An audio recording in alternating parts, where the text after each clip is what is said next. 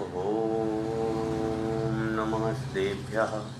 जय श्री ओम नमः श्रीभ्यः। ओम नमः श्रीभ्यः। ओम जय जय जय नमोस्तु नमोस्तु नमोस्तु। नमो अरिहंताणं नमो सिद्धाणं नमो आयर्याणं नमो वज्रायाणं नमो लोईशविषाहूढं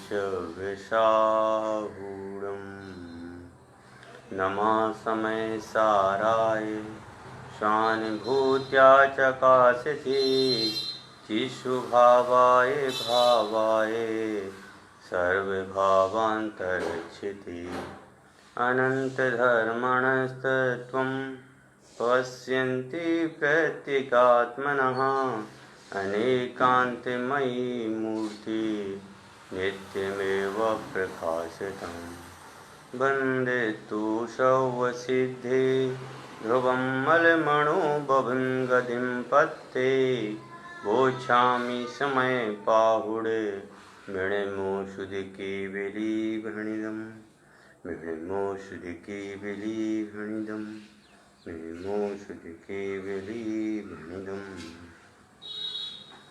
अपनी चर्चा समय सार ग्रंथाधिराज पर चल रही थी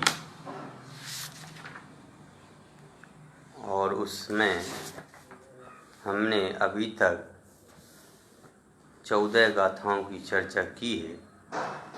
आज जो 14वीं गाथा है उस 14वीं गाथा की जो प्रश्नोत्तर हैं, मतलब जो टीका है, उस टीका को हम प्रश्नोत्तर के माध्यम से लेते हैं।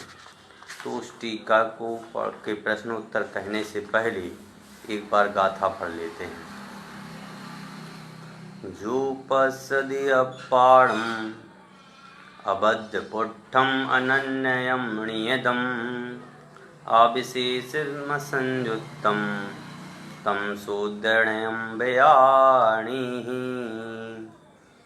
अबद्धपुट्ठे अनन्यनियते अविशेष जाने आत्मिको संयोग विरहित भी कहें जो शुद्ध नहीं उसको कहे।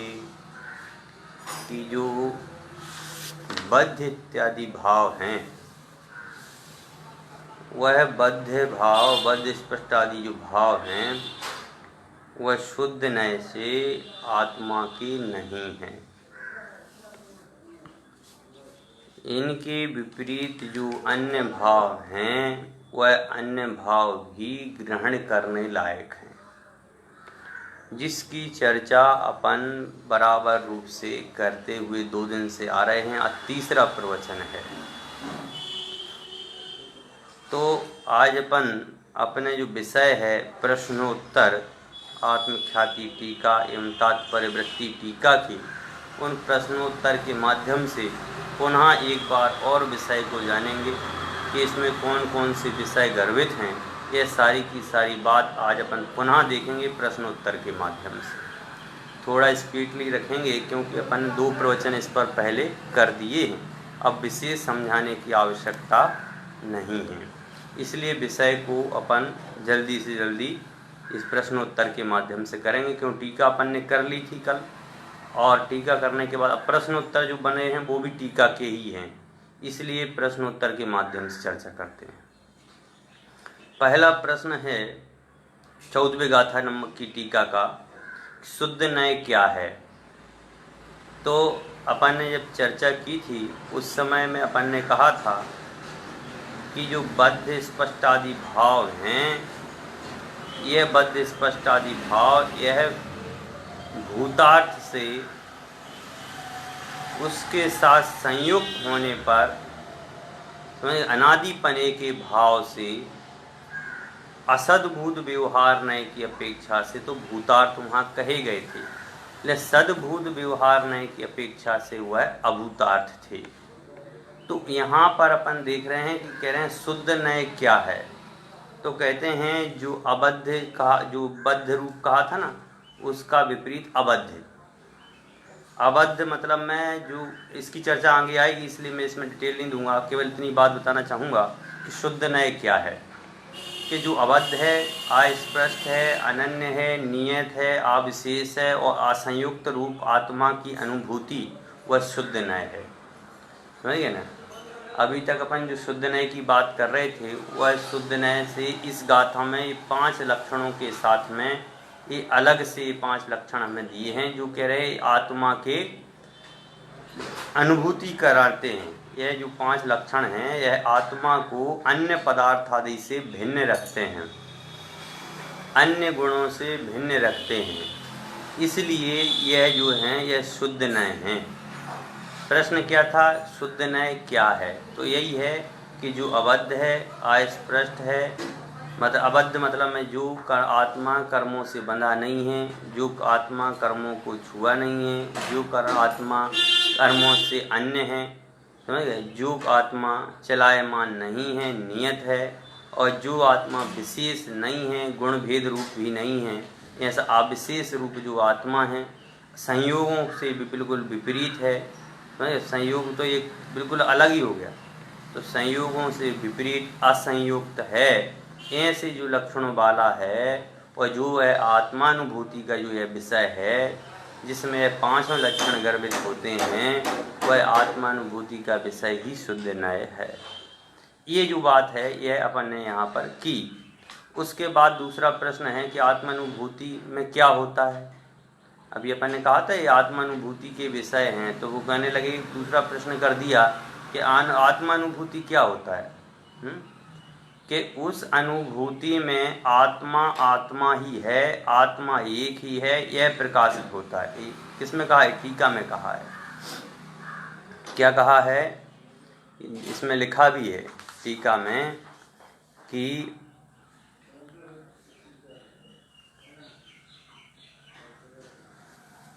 जो आत्मा है वह आत्मा ही है और वह आत्मा अन्य नहीं है। समझ गए कि अनुभूति में केवल इतना ही आता है, आत्मा आत्मा है, आत्मा एक है, यह प्रकाशित होता है। कि आत्मा में अन्य जो द्रव्य, अन्य जो गुण, अन्य जो गुणों की पर्याय, यह सारा भेदपना नहीं दिखाई देता है। वहाँ विशेषपना नहीं दिखाई देता है, वहाँ अविशेषपना दिखाई देता है। समझ गए कि आत्मा जो है वह आत्मा ही है, बस इतना जो ज्ञान में प्रकाशित होता है, वो जो इसको अनुभव करता है उसको अनुभूति होती है। तो अनुभूति क्या है? तो अनुभूति वही है जो अपने द्रव्य में अपनेपन से स्वीकार करे। समझ गए ना। उसमें स्वीकार करने की भी भाव नहीं, वह प्रति समय स्वीकार ही होता है, उसको अन्य अलग से स्वीकार करने की आवश्यकता नहीं है। कि उस अनुभूति में आत्मा आत्मा ही है, आत्मा एक ही है और स्वयं प्रकाशमान है, ऐसी जो विषय है वह अनुभूति में होता है। ऐसा जो विषय है वह अनुभूति का विषय है। तो फिर प्रश्न यहाँ पर उत्पन्न होता है कि आत्मानुभूति कैसी होती है, कैसे होती है? आपने बताया कि एक आत्मा में एक रूप जानने पर आत्मा की अनुभूति होती है, तो कह रहे कैसी होती है? कह रहे हैं कि जब आत्मा में, अपन ने जब कल देखा था कि आत्मा में बद्ध स्पष्टादि भाव हुए थे ना, वह बद्ध स्पष्टादि भाव अभूतपने को प्राप्त हो जाएं, तब जाकर के अनुभूति होती है। समझ गए ना कि जब तक हमारे अंदर में अनुभूति तब तक नहीं होती है जब तक हम इनमें एक पना मानते हैं। समझ गए।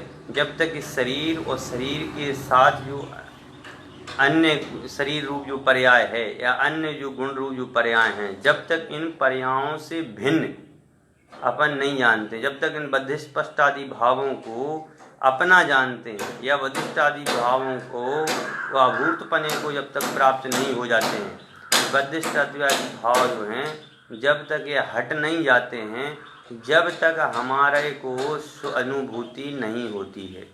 और जब यह बद्धिस्पष्टादि भावों को असत्यार्थ रूप हो जाएं या बद्धिस्पष्टादि भाव जो हमारे ज्ञान में असत्यार्थ रूप भाषित हो जाएं, अभूतार्थ हो जाएं, तब जाकर के हमें यह बात समझ में आती है। समझ गए ना। ऐसे ही कह रहे हैं कि जो आत्मा है उस आत्मा में जब तक यह कर्म बंधे हैं, जब तक वह अनुभूति का विषय नहीं है। लेकिन जब वह कर्म को हम जान करके उनको अभूतार्थ मान लेते हैं कि यह कर्म मेरे नहीं है, समझ गए, तब जा कर के हमें अनुभूति होती है। फिर प्रश्न ये उत्पन्न होता है कि अबद्धष्टादि मतलब जो अबद्ध स्पष्ट आदि का अर्थ क्या है।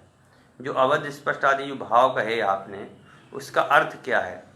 तो सीधे सा अर्थ अपन ने पहले कह चुके हैं कि द्रव्य कर्म, भाव कर्म, द्रव्य कर्म और नो कर्म, इन दोनों से आत्मा का स्पर्श नहीं होना। समझ गए। किससे? द्रव्य कर्म रूप ज्ञानावरण आदि कर्म, समझ गए ना, और नो कर्म आदि शरीर आदि रूप कर्म, समझ गए, इनसे आत्मा का टच नहीं होना, इनसे आत्मा को बंधना नहीं है, तो वह जो है अबद्ध कहलाता है।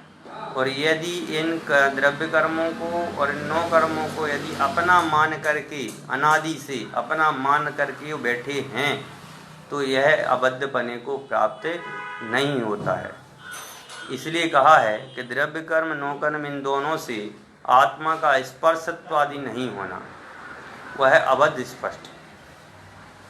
समझिए, अबद्ध स्पष्ट की अनुभूति भूतार्थ कैसे हो गई भाई? अबद्ध स्पष्ट आदि जो भाव कहे हैं उसकी अनुभूति जो है स्पष्ट कैसे हो गई? तो उसके लिए कह रहे हैं कि जैसे जल में डूबा हुआ जो कमलनी का पत्र है, समझे, जल में जैसे डूबा हुआ कमल का पत्र होता है ना, कमल का पत्ता, वह जल में डूबा हुआ है, उसका जल के साथ में छूने रूप पर्याय से अनुभव करने पर जल से स्पर्शादि होना भूतार्थ है। समझिए कि भाई जब हम देखते हैं कि वह जल में वह कमल का पत्ता डूबा हुआ है, तो जब हम डूबे रूप जो अनुभव करते हैं ना कि जल में जो कमल का जो पत्ता है वह जल में स्पर्श किए हुए है, जब यह अनुभव करते हैं कि जल में वह कमल का पत्ता स्पर्श किए हुए है, जब यह जानते हैं, समझ गए ना, ये बिल्कुल ये विषय बस इसको इधर ही समझना कि जल में डूबे रहने पर जब अपन को जल और कमल दोनों एक रूप दिखाई देते हैं, तब तो कह रहे हैं वह भूतार्थ है। तो भाई यहाँ जल में वो पत्ता डूबा हुआ है, कोई दिक्कत नहीं है, वो तो भूतार्थ, सही बात है। फिर भी एकांत से यानी एक स्वभाव की दृष्टि से वह कमल पत्र जल के स्पर्श योग्य नहीं है। कह रहे हैं कि जब एक तो जल में वह पत्ता होने के बावजूद भी जल उस पत्ते को टच भी नहीं करता है। इस स्वभाव को प्राप्त करके अनुभव किए जाने पर उस पत्ते का जल स्पष्ट आदि पर्याय से अनुभूत किए जाने पर कि जो जल से छुआ हुआ था ना, उस पर्याय को अनुभूत किए जाने पर बद्ध स्पष्ट भूतार्थ है। फिर भी एकांत से आत्मा के स्वभाव की दृष्टि से पुद्गल से अछूता आत्म स्वभाव को प्राप्त करके अनुभव किए जाने पर बद्ध स्पष्ट अभूतार्थ हो जाता है। जब आत्मा की तरफ से हम विषय को देखते हैं ना, तो आत्मा की तरफ से हम देखते हैं तो हमें ये बिल्कुल पक्का हो जाता है। क्या पक्का हो जाता है? कि इसको आज तक कर्मों ने छुआ ही नहीं। समझिए, यह भाव जब हमें स्पष्ट हो जाता है, उस समय जो बद्ध यानी बंधे हुए जो कर्म हैं वह अभूतार्थ हो जाते हैं। उसी काल में ही जब अभूतार्थ होता है, उसी काल में ही अबद्ध स्पष्ट की भूतार्थ हो जाती है। जिस समय आपको बद्ध स्पष्ट आदि अभूतार्थ लगने लगते हैं, बद्ध स्पष्ट आदि भाव अभूतार्थ लगने लगते हैं, उसी समय में ही आप जो हैं अबद्ध रूप में हो जाते हैं। समझे, उसी समय अबद्ध रूप आत्मा की अनुभूति हमें होती है। मतलब में जब तक वह जल में है, जल से एकाकी भाव रूप से अपन स्वीकार कर रहे हैं, क्योंकि कमलनी का पत्र जल में है, जब तक उस रूप अपन स्वीकार कर रहे हो तो उस समय तो बद्ध स्पष्ट है। लेकिन जब वह अपन कमलनी के पत्ते को जल से भिन्न अनुभव करते हैं, समझिए एकांत स्वभाव की दृष्टि से जल से भिन्न अनुभव करते हैं, उस समय हमें क्या होता है कि जो पत्ते हैं, समझिए जो जल से भिन्न अनुभव करते हैं, उस समय हमारे लिए अबद्ध स्पष्ट आदि भावों की अनुभूति होती है। जब तक कर्मों का आत्मा के साथ संयोग दिखता रहता है, कर्म आत्मा से अनादिपने से है, इस प्रकार के जब तक संयोग दिखता रहता है और हम देखते भी हैं शरीर के साथ में आत्मा छुई हुई है कि शरीर और आत्मा एक है। जब हम ऐसा कथन करते हैं तो यह कह रहे हैं उस समय अबद्ध रूप से, मतलब बद्ध रूप से होने पर भी भूतार्थ है। लेकिन जब हम आत्मा की एकांत की दृष्टि से देखते हैं, आत्मा की तरफ से देखते हैं कि आत्मा को आज तक कभी भी इन कर्मों में नहीं छुआ है, जब हम यह भेद करते हैं उस समय जो है अबद्ध स्पष्ट आदि की अनुभूति हमें हो जाती है। इस प्रकार की इसमें बात है। फिर प्रश्न है कि बद्ध स्पष्ट आदि की अनुभूति भूतार्थ है, फिर अभूतार्थ कैसे हो गई? भाई देखो, भूतार्थ है फिर अभूतार्थ कैसे हो गई? तो कह रहे अरे भाई, जब तक कर्म की दशा के साथ शरीर के साथ एकात्म दशा के साथ आत्मा अनुभव में आता है, समझ गए, तब तक वह बद्ध स्पष्ट है। सीधी सी बात है, ये अपना शरीर है, शरीर के साथ में यह आत्मा भी है कि नहीं? शरीर के एक एक प्रदेश में आत्मा का एक एक प्रदेश विद्यमान है। उद्गल के एक प्रदेश पर आत्मा का प्रदेश विद्यमान है। शरीर के देख लीजिए, कहाँ पर भी आप देखेंगे वहीं आत्मा है। अब ये जो आत्मा है, यह आत्मा और शरीर मतलब बंधी हुई है। शरीर और आत्मा एक दूसरे से मिले हुए हैं, दिखाई दे रहे हैं हमें, एक दूसरे से मिले हुए दिखाई देते हैं।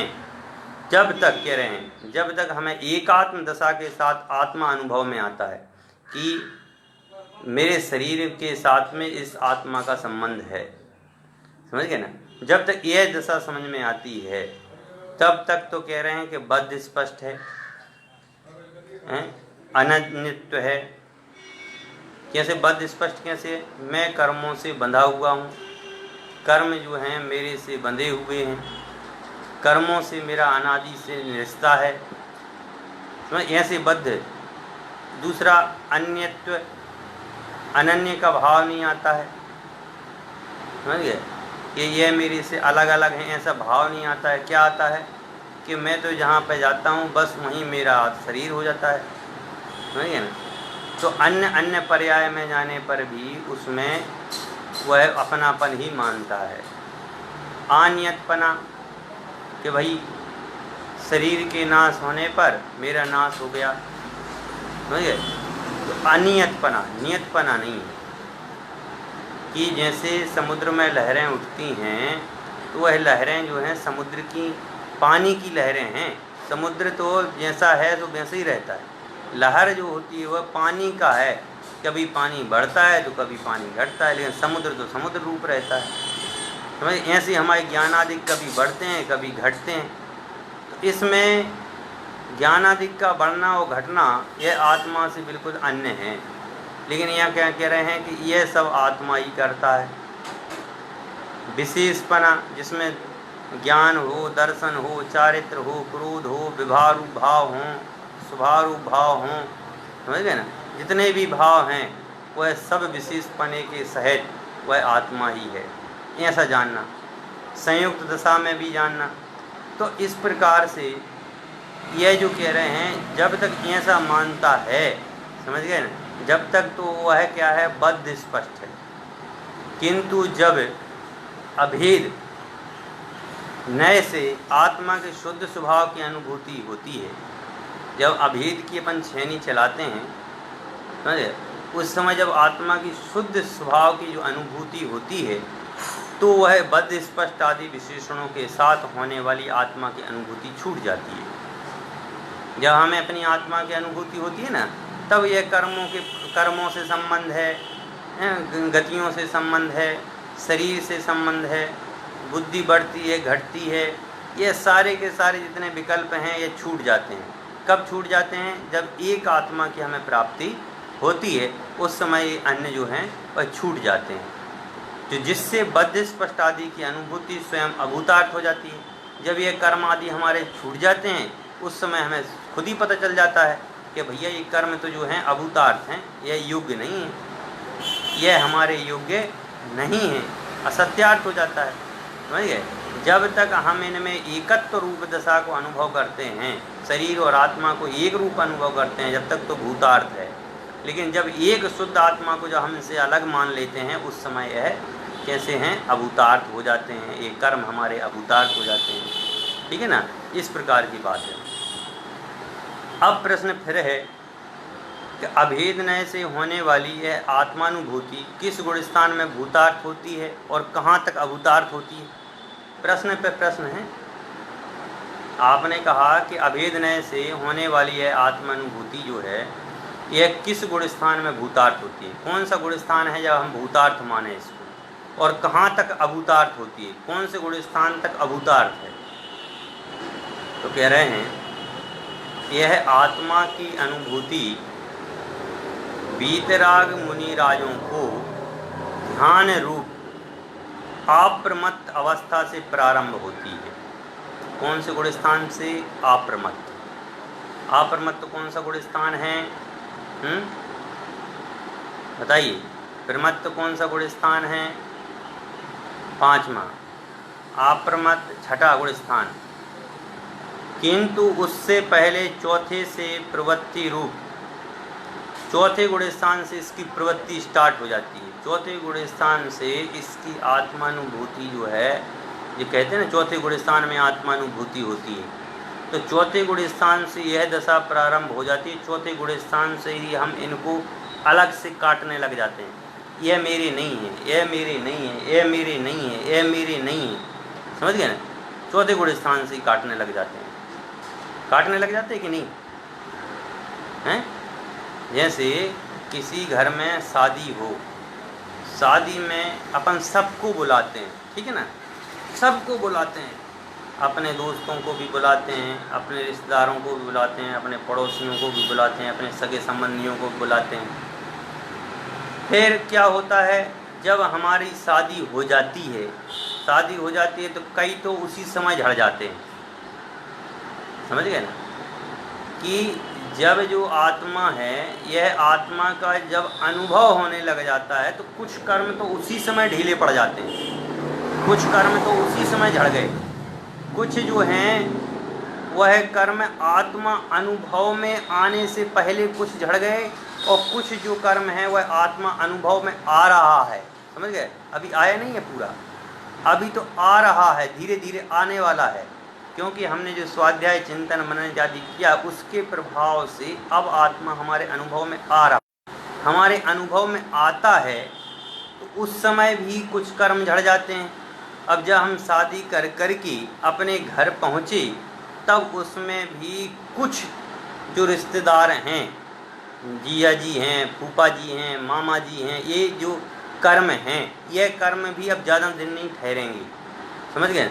तो चौथे गुण स्थान से प्रति 7वें गुण स्थान तक बद्ध स्पष्ट की अनुभूति भूतार्थ है कि 7वें गुण स्थान तक तो यह कर्म हमारे साथ में हैं, कि मतलब शादी हो गई है, अब शादी का आनंद हम लेने लग गए हैं, लेकिन अभी हमारी बहनें, अभी हमारे जीजा जी लोग अभी यहाँ पर रुके हुए हैं। समझ गए? क्योंकि वो मेरे घर के हैं। ऐसे ही कुछ कर्म जो हैं अभी हमारे छूटे नहीं हैं। 7वें गुण स्थान तक बद्ध स्पष्ट की अनुभूति भूतार्थ होती है, शरीर के साथ में अभी राग रहता है, और अबद्धिष्ट की अनुभूति अभूतार्थ होती है। उस समय शुद्ध आत्मा अभी पूर्ण रूप से हमें आत्मा का अनुभव नहीं हो पा रहा है। अभी जो है ना वो जाने के मूड में हैं, पर अभी गए नहीं हैं। समझ गए ना? अभी गए नहीं हैं, अभी तो कह रहे हैं एक आध दिन और रुक जाओ, हैं? तो एक आध दिन 2 दिन और रुकेंगे वो। लेकिन अब जो है अभी तक तो ये हमारे थे, हैं? 2 दिन रुक गए, 3 दिन रुक गए, 3 दिन से ज़्यादा दिन जमाई को रुकना नहीं चाहिए। अब वो जमाई जो है जब तक वह रुका हुआ है, जब तक वह कर्म रुके हुए हैं, तब तक तो वह कैसे हैं, चलो ठीक है, अपने हैं, रिश्तेदार हैं, सगे हैं, इसलिए जब तक तो वह ठीक है। लेकिन उस समय तक आत्मा का जो अनुभवन है वह पूर्ण रूप से नहीं होने के कारण से अभी अबद्ध स्पष्ट अभूतार्थ है। सप्तम आदि गुण स्थान से अबद्ध की अनुभूति भूतार्थ होती है। अब 7वां गुण स्थान लग गया है, अब केवल अपने घर वाले ही अपने घर में रहेंगे, सबको कहेंगे जाओ दीदी इतने दिन हो गए आपको, 8 दिन, 6 दिन हो गए आपको पूरे, अब 7वां दिन लग गया, अब अपने घर भी जाइए। कोई मजाक में बोली देते बहन तो कितने दिन तक रहेंगी हैं, तो बहन सोचती है कि बहुत दिन हो गए, अब तो हमें जाना ही पड़ेगा। तो जब वह आत्मा की अनुभूति, 7वें गुण स्थान की जो अनुभूति होने लगती है, तब वह अबद्ध स्पष्ट की अनुभूति है, समझ गए ना। और बद्ध स्पष्ट की अनुभूति अभूत हो जाती है।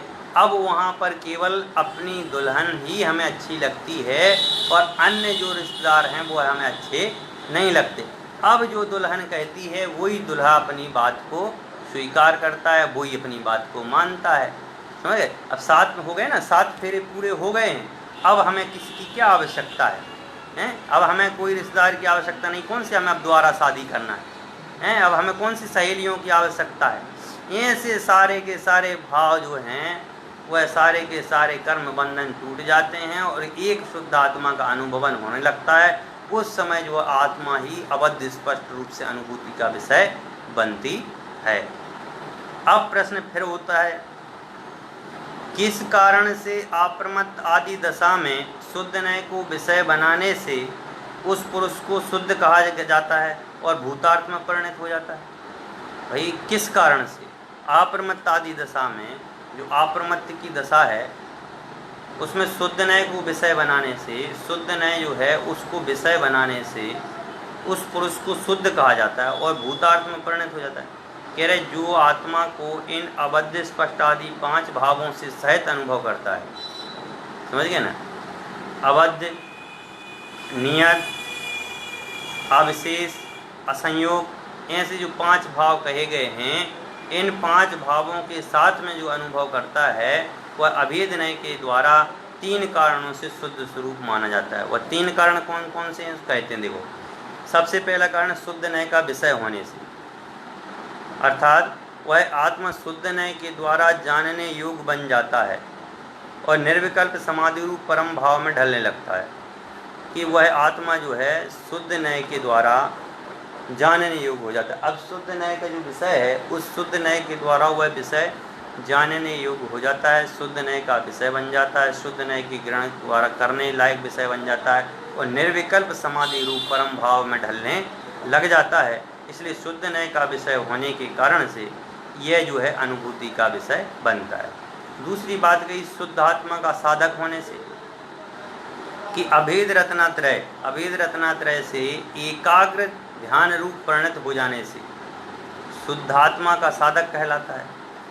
अभेद रूप रत्नात्रय की आराधना करने लगता है। उसमें सम्यक दर्शन ज्ञान चारित्र रूप का भेद नहीं करता, उसमें केवल एक ज्ञान का ही अभेद ज्ञान रूप आत्मा का अनुभव करता है और उसमें भी अभेद पने से मैं ज्ञाता दृष्टा हूँ, मैं चैतन्य रूप मूर्ति हूँ और मेरे यह कर्म मेरे नहीं हैं, ये पर संयोग मेरे नहीं हैं, इन सभी से भिन्न मैं त्रिकाली ध्रुव तत्व हूँ। जब साधक इस प्रकार की अनुभूति करने लग जाता है तो शुद्धात्मा का साधन होने से साधक कहलाता है, वह शुद्धात्मा का साधक कहलाता है। तीसरा है शुद्ध अभिप्राय से परिणत होने से। अब उस एकाग्र दशा में उपयोग की जो परिणति है, उपयोग की परिणति शुद्ध से, शुद्ध को विषय बनाने से वह शुद्ध उपयोगी होता है। भाई अब अभिप्राय में कुछ भी नहीं है, अभिप्राय एकदम निर्मल है। अब तो निरंतर रूप से आत्मा का अनुभवन चल रहा है, चल रहा है, चल रहा है, चल रहा है। निरंतर रूप से आत्मा ही ज्ञान में, ध्यान में प्रति समय आत्मा आत्मा आत्मा आत्मा ही समझ में आ रहा है। मतलब शुद्ध अभिप्राय से परिणत होने से, कि अब वहाँ पर केवल एक शुद्ध आत्मा का अनुभवन ही हो रहा है, अन्य किसी का अभिप्राय नहीं होता है, इसलिए वह अनुभव का विषय है। अब आई बात चौथे गुण स्थान में। प्रश्न नंबर 9 है कि अवरत सम्यक दृष्टि आदि अवस्था में भी इन 3 कारणों का घटित होना संभव है। भाई 3 जो कारण बताए ना, शुद्ध नय का विषय होने से, तो शुद्ध नय का विषय वहाँ पर भी होता है, शुद्ध आत्मा का साधक होने, तो ये तीनों अवस्थाएं कह रहे हैं चौथे गुण स्थान में भी हैं। तो चौथे गुण स्थान में भी मतलब में ये बात मानना चाहिए। यदि नहीं तो क्या अविरत सम्यक आदि की दशा में निश्चय नय के विषयभूत कुछ भी परिणति नहीं होती? कह रहे हैं कि चौथे गुण स्थान में क्या बिल्कुल भी तो ये तीनों भाव में से कुछ भी शुद्ध नय का कुछ भी नहीं होता है क्या हैं? कहते हैं अविरत आदि अवस्था में अबद्ध स्पष्ट आदि 5 भावों की किंचित भी अनुभूति नहीं होती। समझ गए ना? ये बता रहे हैं कि चौथे गुण स्थान में इसमें जो लिखा है, इस ग्रंथ के आधार पर मैं कथन कर रहा हूँ। कह रहे हैं कि वहाँ पर तो किंचित मात्र भी अनुभूति नहीं होती है। ये 5 जो गुण बताए, इन 5 गुणों की किंचित मात्र भी अनुभूति नहीं होती है। अपितु आत्मा शुद्ध नय से अबद्ध स्पष्ट आदि शुभ भाव रूप है। शुद्ध नय का जो विषय होने के कारण से, शुद्ध नय के स्वरूप होने के कारण से ये शुद्ध नय का विषय है। और ये अबद्ध स्पष्ट आदि जो भाव हैं ये शुद्ध भाव हैं। ऐसा दृढ़ श्रद्धान और ज्ञान होने से वह शुद्ध नय अपनी आत्मा की भावना करता है। समझ गए ना?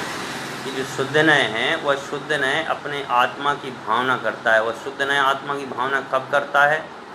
जब वह दृढ़ श्रद्धान हो और ज्ञान हो। जब तक दृढ़ श्रद्धान और ज्ञान नहीं होता है तब तक आत्मा की भावना नहीं करता है। और आत्मा की भावना तभी करता है जब उसको इन 5 भाव रूप दृढ़ श्रद्धान और ज्ञान हो। वह यथायुग शुद्ध नय के अवलंबन से अपनी निर्विकल्प परिणति को बनाना चाहता है। समझ गए ना? वह अपनी परिणति जो है उसको शुद्ध करना चाहता है, किंतु चारित्र का घात करने वाली कसायों के उदय होने के कारण, चारित्र का घात करने वाली अनंतानुबंधी एक का भाव हुआ है। अभी अनंतानुबंधी एक कसाय का अभाव हुआ है। अन्य कसाय अभी पूर्ण रूप से विद्यमान हैं।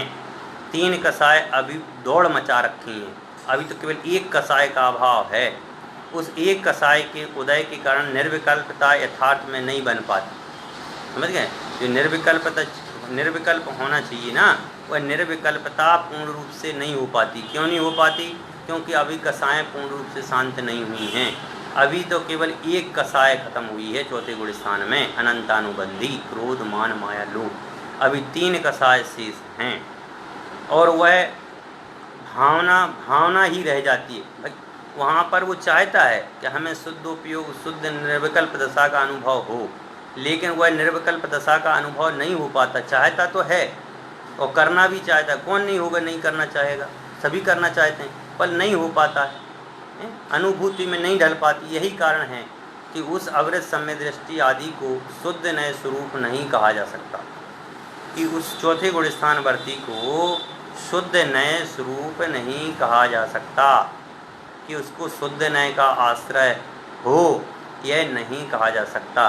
निश्चय नय की विषयभूत परिणति में उस आत्मा का श्रद्धान ज्ञान तो बारंबार बना रहता है। मतलब में उसका जो श्रद्धान है वह निश्चय नय की विषयभूत परिणति में उसका श्रद्धान और ज्ञान तो बराबर रूप से बना हुआ है, परंतु अभी वह निर्विकल्प रूप नहीं है। अभी पूर्ण रूप से शुद्ध नय का विषय नहीं है। समझ गए ना? तो अभी तो उसके तो केवल निर्विकल्प मतलब में निश्चय नय की विषयभूत, अभी उसके जो आत्मा का जो श्रद्धान और ज्ञान जो है वह तो बना रहता है। यही कारण से 3 कारण भी अप्रमत्त दशा से पहले घटित नहीं हो पाते हैं। इसलिए अप्रमत्त दशा के पहले यह जो बातें हैं, यह बातें घटित नहीं होती हैं। चौथे गुण स्थान वर्ती को यह नहीं हो पाता। वह आवृत सम्य दृष्टि आदि जीव व्यवहार नय का ही विषय बनता है।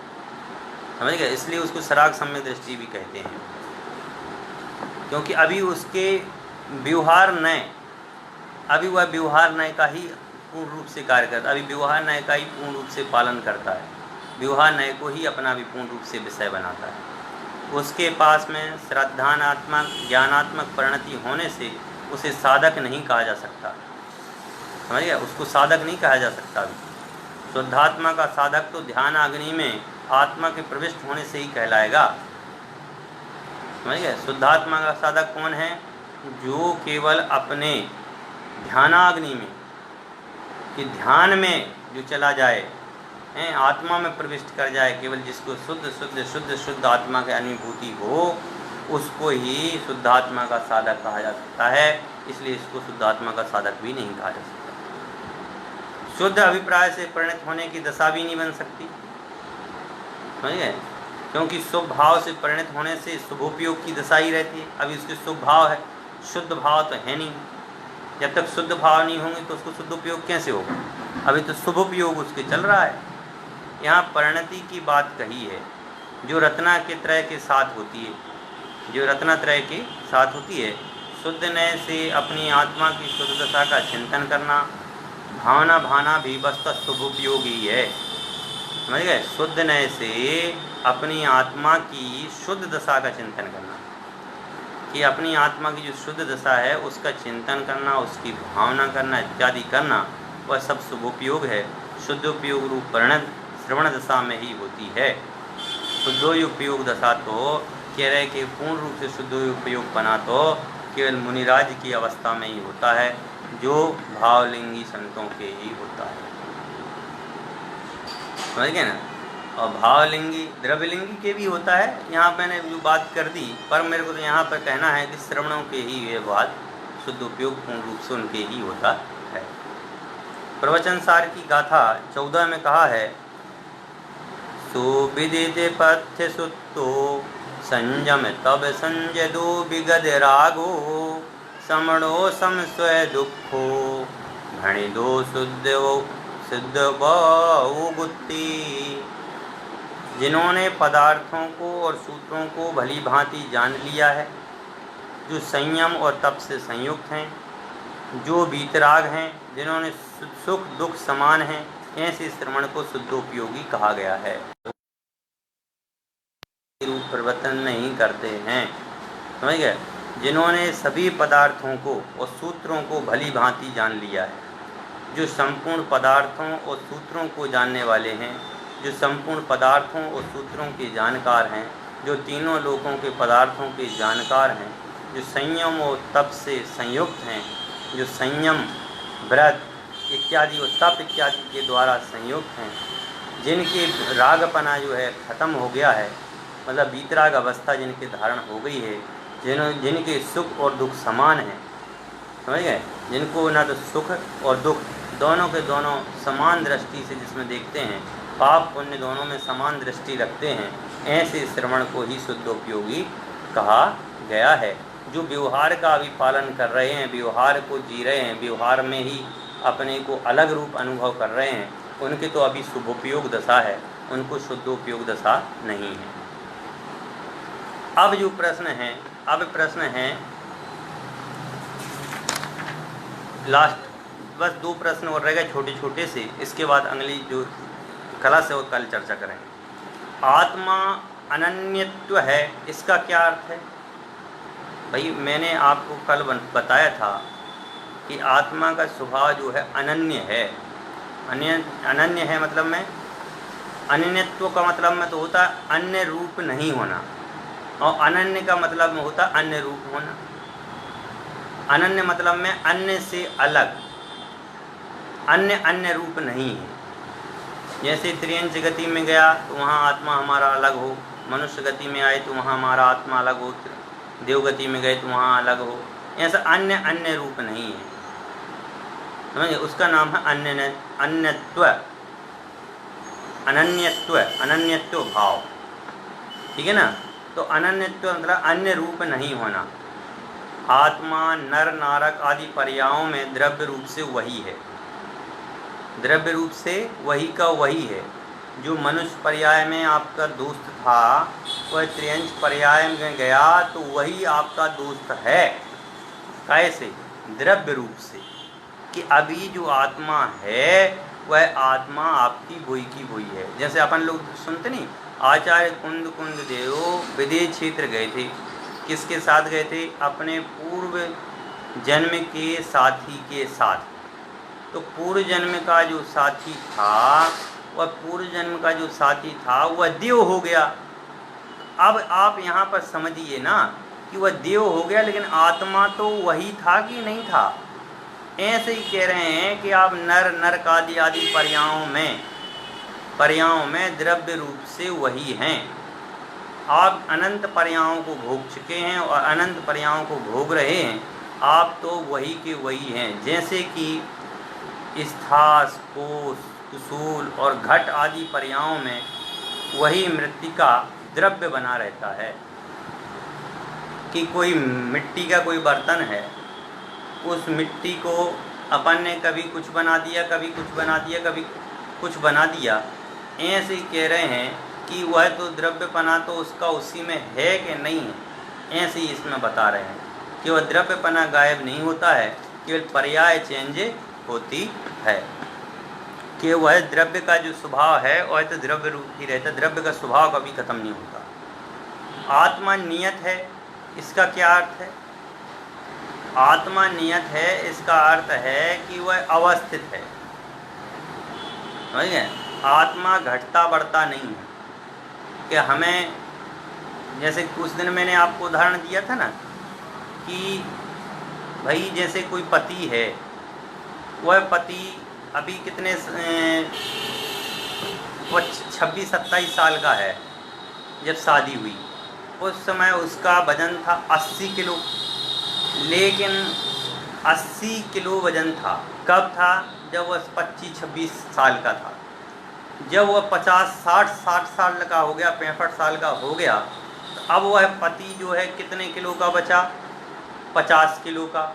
अब कोई कहे कि हमारा पति तो 25-26 साल पहले 80 किलो का था और अब 50 किलो का बचा, तो मतलब में पहले पति पूरा था, अब पति आधा रह गया, समझ गए ना? ये जो बात करना है, ये जो बात है, तो वह पत्नी से पूछा जाए कि आपका पति इतना कम हो गया क्या? कि नहीं, हमारा पति तो पहले भी पूरा ही था और आज भी पूरा ही है, पति तो पति रहता है, समझे? उसकी पर्याय में परिवर्तन हुआ है, उसका कम वजन होना, ये होना, वो होना, बीमारी होना, दुनिया भर की प्रपंच होना, ये तो सब होता ही रहता है, ये तो पर्यायगत है, लेकिन पति तो पति रूप ही है। ऐसे ही कह रहे हैं कि आत्मा का जो ज्ञान रूप है, वह ज्ञान रूप क्षयोपशम की अपेक्षा कभी बढ़ जाता है और क्षयोपशम की अपेक्षा से ही कभी कभी वह कम भी हो जाता है।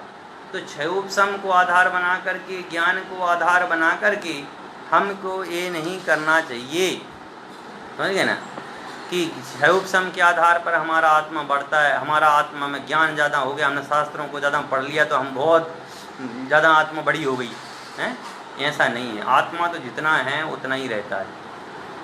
समुद्र की घटती बढ़ती अवस्थाओं में भी समुद्र नियत है, समुद्र की लहरें उठती हैं, वो पानी बहुत दूर तक जाता है और फिर वापस आ जाता है, तो समुद्र की यह पर्याय है, लेकिन समुद्र तो समुद्र ही रहता है, ये है मतलब में नियत है, निश्चित है, वह तो उतना ही है, उतने से ज़्यादा ना बढ़ता है ना घटता है। इस प्रकार जो है नियतपना है। फिर कहा आत्मा अविशेष है, इसका क्या अर्थ है? समझ गए? उसमें विशेष नहीं है, आत्मा में विशेषता नहीं, विशेष नहीं है। विशेष क्या होता है कि जैसे कि आत्मा में ज्ञान, दर्शन, सुख, वीर, क्रोध, मान, माया, लोभ, जितने भी स्वभाव विभाव रूप परिणाम हैं वो सारे के सारे विशेष कहलाते हैं, और यह आत्मा में है नहीं। आत्मा तो इन सभी से भिन्न है, क्योंकि ये तो आत्मा के पर्याय हैं।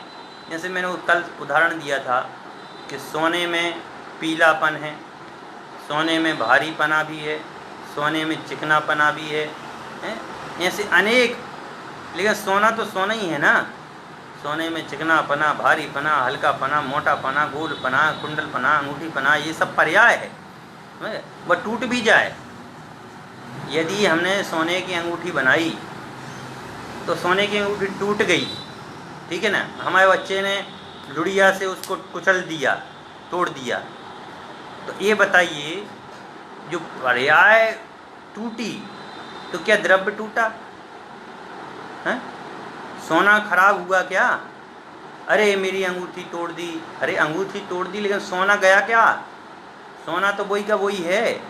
ऐसे कह रहे हैं कि आत्मा जो है अविशेष वाला है, उसमें विशेष नहीं है, वह तो सोने रूप ही है। ऐसे ही कह रहे हैं आत्मा में ज्ञान, दर्शन आदि गुणों में अभिन्न रूप जो रहता है वह आत्मा शुद्ध नय का विषय है और वही आत्मा ग्रहण करने योग्य है। फिर बाद में आज बात आई आत्मा असंयुक्त है। भाई संयुक्त नहीं है, आत्मा संयोग रूप नहीं है, हैं? कल जैसे उदाहरण दिया था कि संयोग का उदाहरण दिया था ना कल, कि अपन ने तवे पर रोटी बनाई है, तो रोटी बनाई तो रोटी से हम जल गए। ये कल उदाहरण दिया था ना मैंने। पानी गरम किया, पानी में उंगली डाली, हम जल गए। तो किससे जल गए आप? पानी से जल गए। किससे जल गए आप? पानी से जले कि आग से जले? पानी का स्वभाव है जलाने का कि अग्नि का स्वभाव जलाने का? तो वही कि संयोग में वैसे ही आत्मा जो है रागादि विभाव परिणामों के रूप से भाव कर्म से रहित है। जैसे कि वह अग्नि है, उस अग्नि से जल का स्वभाव शीतलपना है, लेकिन वह अग्नि तो विभाव रूप भाव है।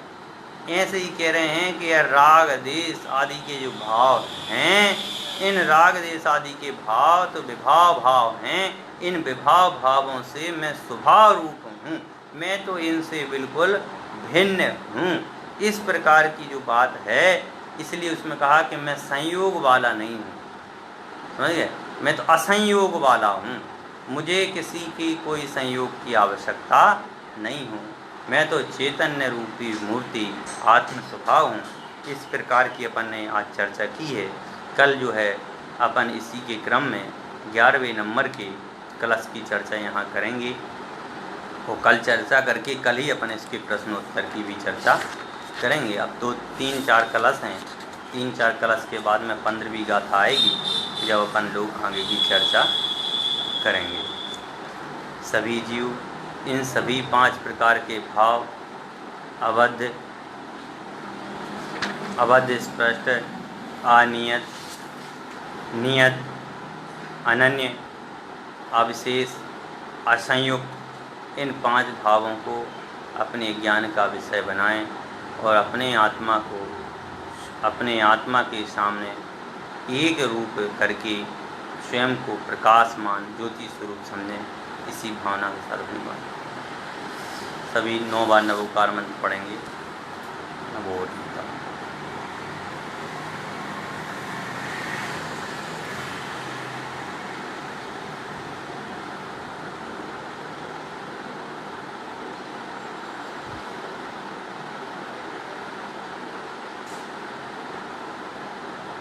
बोले द्वादशांजनवाणी माता की जय।